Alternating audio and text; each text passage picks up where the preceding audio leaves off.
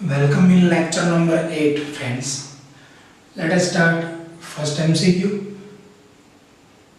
Find moles of glucose that contain 12.044 into 23 carbon atoms. अगले lecture में जो हम पढ़े थे उसमें हमें मॉलिक्यूल में से एटम में जाना था। अब इस एमसीक्यू में क्या दिया गया है कि कार्बन के एटम्स दिए गए हैं, उसके ऊपर से हमें जाना है ग्लूकोज के मोल्स पर। तो ये पूरी रिवर्स प्रोसेस है, दिक्कत नहीं कुछ। पहले तो आप क्या फाइंड कर लो, जो हमें दिया है उनके मोल। तो हमें दिया क्या है, कार्बन्स के नंबर दिए ना, तो mole of carbon is equal to 12.044 into 10 raised to power 23 divided by 6.022 into 10 raised to power 23। तो आंसर आ जाएगा 2 मोल कार्बन। ठीक है, अब अपन को जाना कहाँ है, कार्बन के मोल पर से ग्लूकोज के मोल पर जाना है। दो लेक्चर में हम लोग क्या पढ़े थे, ग्लूकोज के मोल पर से कार्बन के मोल पर गए थे। अभी हमें कहाँ जाना है, कार्बन के मोल पर से ग्लूकोज के मोल पर। तो मैं कुछ इस तरह लिख सकता हूं, C6H12O6। इसमें क्या होता है, अगर 6 मोल कार्बन हो तब ग्लूकोज कितना होता है, 1 मोल C6H12O6। समझेगा, ये पूरा ग्लूकोज का 1 मोल समझ लेना। तो इसमें 6 मोल कार्बन है ना, तो 6 mole carbon is equal to 1 mole glucose, then 2 mole carbon is equal to how many. तो आंसर क्या आ जाएगा, 1/3 मोल ग्लूकोज। ओके, ये आपको बराबर आना चाहिए। ओके, यहां तक तो आपको बराबर चलो मालूम पड़ गया, लेकिन अगर ये मालूम नहीं पड़ेगा ना तो दिक्कत वाली बात है भैया। तो 1 मोल इसको समझना है, तो 6 mole carbon, then glucose is 1 mole, then 2 mole carbon is equal to 1/3 mole of glucose. इसी तरीका का ये एमसीक्यू है, calculate the moles of Mg3PO4 twice that contain 0.25 mole of O atom. इसको पहले मैं बलि का बकरा बनाता हूं, Mg3PO4 twice। जब किसी एटम के पर से मॉलिक्यूल पर जाना है तभी हमें ये प्रोसेस करनी पड़ेगी। हमें ये मॉलिक्यूल का फॉर्मूला लिख देना है, इसमें कितने ऑक्सीजन एटम है, ये मान लो कि पूरा कितना मोल हो गया, 1 मोल। तो 8 मोल O एटम, तब Mg3PO4 twice कितना होता है, 1 मोल Mg3PO4 twice। तो अपने न्यूमेरिकल्स में कितना दिया है, 0.25 मोल O एटम, तब कितना, तो क्या होगा 1 इंटू 0.25 डिवाइडेड बाय 8। तो अपना आंसर आ जाएगा 0.03125 मोल Mg3PO4 ट्वाइस के। क्लियर, फिर से बता रहा हूं लास्ट बार, Mg3PO4 ट्वाइस इसको समझ लेना है अपन को 1 मोल। तो 4 into 2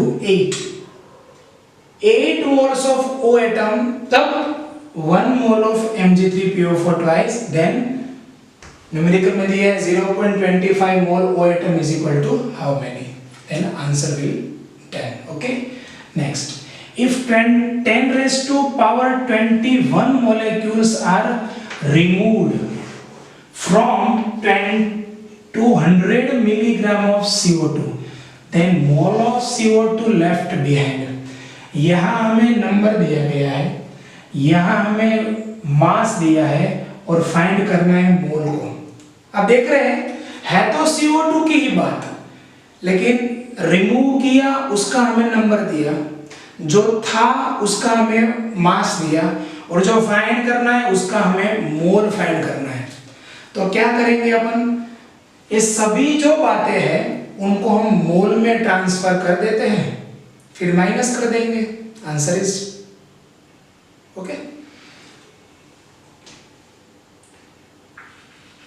मोल ऑफ CO2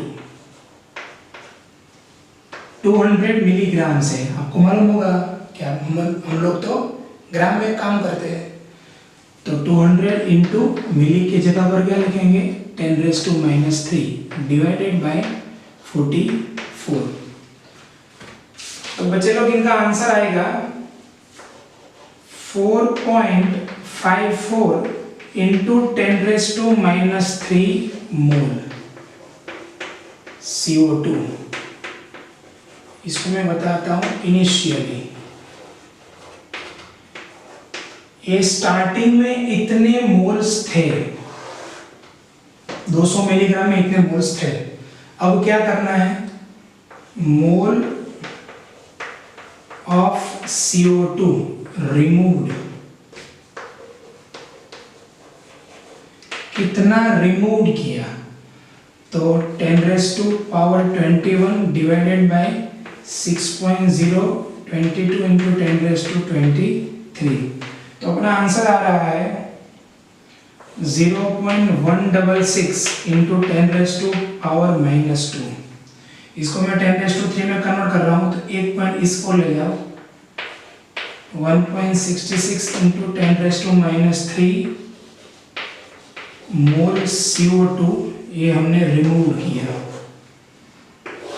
इतना था इनिशियली, इतना रिमूव किया, तो क्या लिखेंगे, the mole of CO2 left behind is equal to 4.54 into 10⁻³ minus 1.66 into 10⁻³ 4.54 minus 1.66 10⁻³ is common, so my answer is 2.88 into 10⁻³ mole. Clear? इसको अगर हम मिली लिख दें तो आंसर ये भी हो सकता है 2.88 मिलीमोल पूरा। तो पहले इतना था, उसमें से इतना रिमूव किया, तो the mole of CO2 left behind this minus this. Okay, तो बहुत ही आसान MCQ है, कुछ नए तरीके के अच्छे MCQ है। This is the level of JEE and NEET. Okay, लिख लो इसको।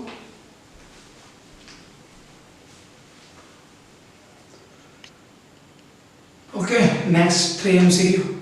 If 2 gram unknown substance has volume 2.24 liter, then calculate its molar mass।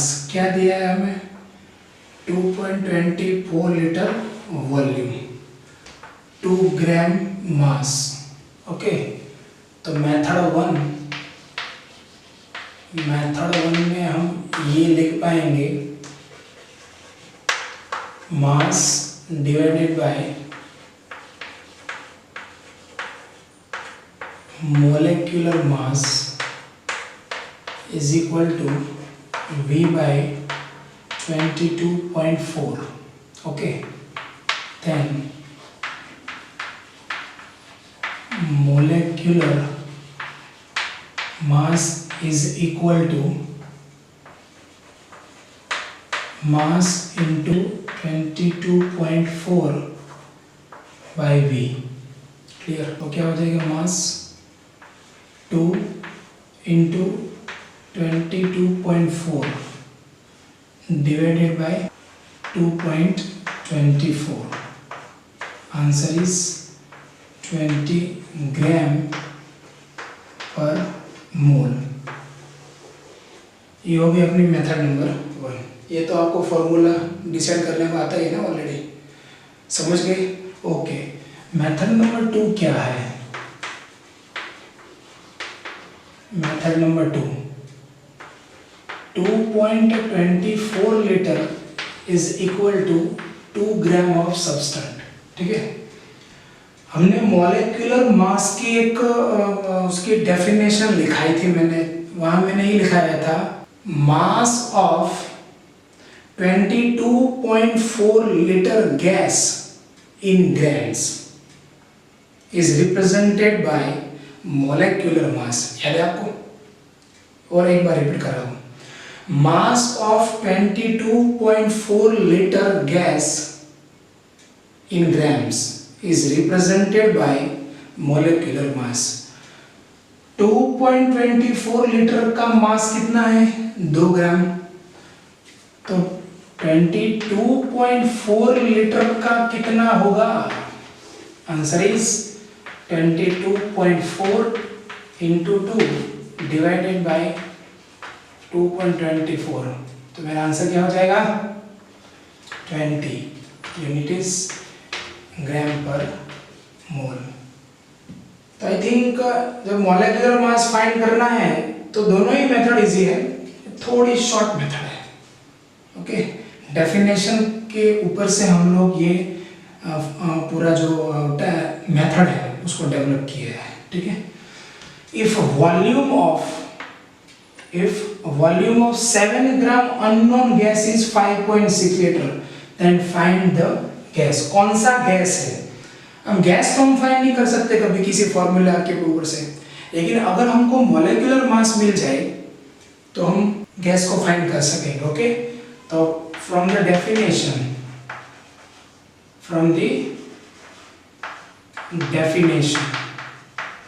क्या लिखेंगे अपन? 5.6 लीटर कितना ग्राम? 7 ग्राम। तो 22.4 लीटर का कितना होता है? 22.4 into 7 divided by 5.6। My answer is 28 ग्राम पर मोल। अब सभी के हमें मॉलिक्यूलर मास लिखना होगा। CO2 का कितना है? 44। N2 का कितना है? 28। ये हो सकता है, ये नहीं हो सकता। CO का कितना है? 28। तो ये भी हो सकेगा। तो अपना आंसर क्या आ जाएगा? ये मैंने मेथड 2 से किया है, मेथड 2। क्लियर? ये जो मेथड 2 है ना, इस मेथड 2 को मैंने यहाँ अप्लाई किया है और मैंने पूरा आंसर किया। ठीक है, a sample of 22 gram gas has 11.2 litre volume, then find which of the following gas present in the sample. ऊपर वाला ये MCQ है। 11.2 litre is equal to 22 gram है, तो डेफिनेशन के ऊपर से 22.4 लीटर का कितना होगा? तो आंसर आ जाएगा 44 ग्राम। Okay, clear? तो ये जो 44 ग्राम मिला ऊपर मोल हो जाएगा। क्लियर? तो हमारा आंसर आ जाएगा CO2, जिसका मोलिकुलर मास क्या है? 44। Clear? The gas in sample is CO2। बहुत ही आसान है। ये मैं मेथड 2 की तरह से मैं MCQ को सॉल्व कर रहा हूँ। Method 2 from definition. Molecular mass की तीसरी डेफिनेशन है, उसके ऊपर से मैं ये पूरा ट्रायंगुलर बना रहा हूँ। इतना है तो इतना, तो इतना हो तो कितना, और जो मिलता है वह ग्राम में मिलता है, लेकिन 22.4 लीटर का है ना, इसलिए पर मोल। क्लियर? कंप्लीट तीनों MCQ को लिख दो।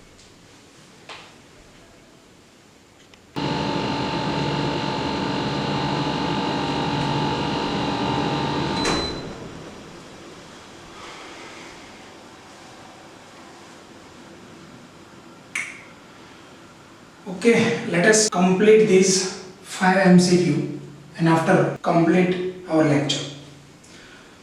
तो बहुत ही इम्पोर्टेंट है ये पार्ट, ये भी बहुत ही इम्पोर्टेंट है, ये भी बहुत इम्पोर्टेंट है, ये भी इम्पोर्टेंट है और ये भी इम्पोर्टेंट है। सर इन शॉर्ट बोलते हैं सभी इम्पोर्टेंट ही है। Okay, total number of proton neutron and electron in 12 gram 6C12। तो पहले तो मैं क्या करूंगा, mole is equal to 12 divided by 12 is equal to 1 mole 6C12। चलो इज इक्वल टू कितना होगा, 6.022 इंटू 10⁻⁻23 6C12। ये हमें मिल गए एटम्स ऑफ कार्बन।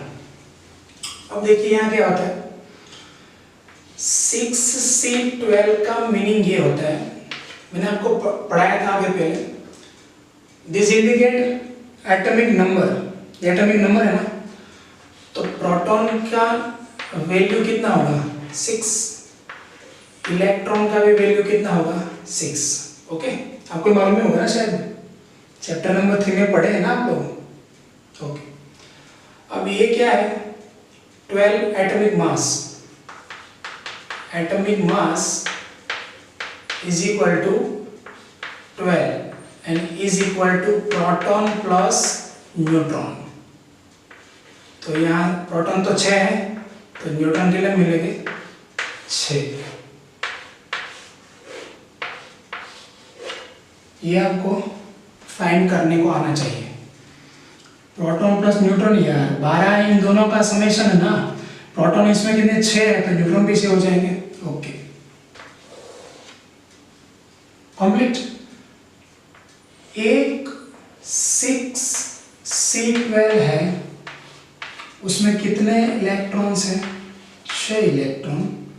तो 6 इंटू 0 2 इंटू 10⁻23 इसमें कितने हो गए, आंसर इज 6.022 इंटू 10⁻³ इंटू 6। तो हमारा आंसर आएगा 36.132 इंटू पावर 10⁻23 इलेक्ट्रॉन एंड इतने ही प्रोटॉन्स आएंगे ना, 36.132 into 10⁻23 proton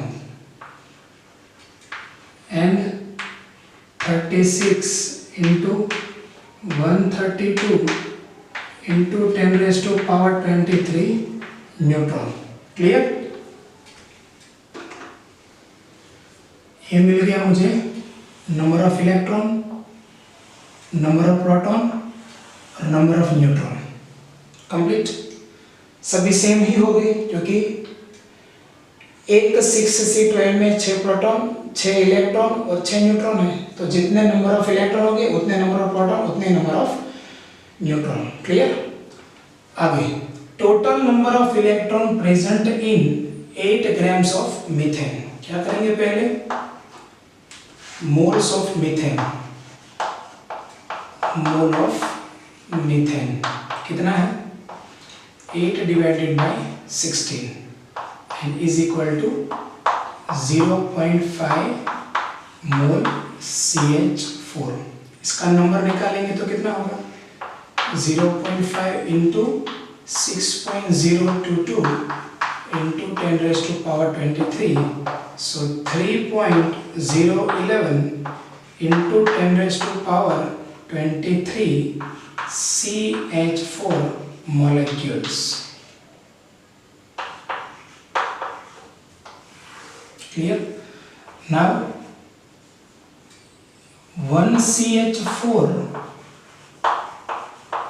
molecule is equal to, एक CH4 में कितने इलेक्ट्रॉन होते हैं, कार्बन का एटॉमिक नंबर 6 है तो इसमें 6 इलेक्ट्रॉन हो गए। हाइड्रोजन का एटॉमिक नंबर 1 है तो 4 हाइड्रोजन इसमें 4 इलेक्ट्रॉन हो गए, 6 और 4 10 इलेक्ट्रॉन। तो फिर 3.011 इंटू 10⁻³ मॉलिक्यूल में कितने, तो हमारा आंसर आएगा 3.011 इंटू 10⁻23 इंटू 10, इसका पावर भी 1 होगा तो आंसर हो जाएगा 3.011 into 10⁻24 electron. Clear? Next, total number of electron present in 100 grams of CaCO3 same है, mole is equal to 100 divided by 100, कितना आ जाएगा, 1 मोल CaCO3। चलो इनके मोलेक्यूल्स कितने हो गए, 6.022 इंटू 10⁻23 CaCO3। चलो यहाँ जाएंगे 1 CaCO3, चलो इसमें कितने इलेक्ट्रॉन्स हो गए, 50 इलेक्ट्रॉन। समझते हैं, कैल्शियम के 20, कार्बन के 6 और ऑक्सीजन के 24। 1 CaCO3 is equal to 50 electron, then 6.022 into power 23 is equal to question mark। तो क्या हो जाएगा, 6.022 into 10⁻23 into 50, your answer is 301.1 into power 23 electron. Clear? आसान है।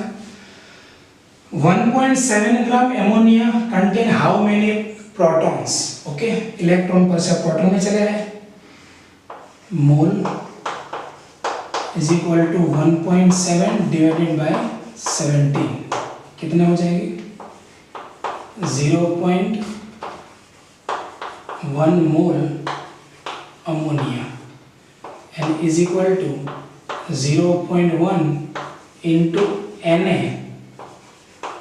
NH3 molecule.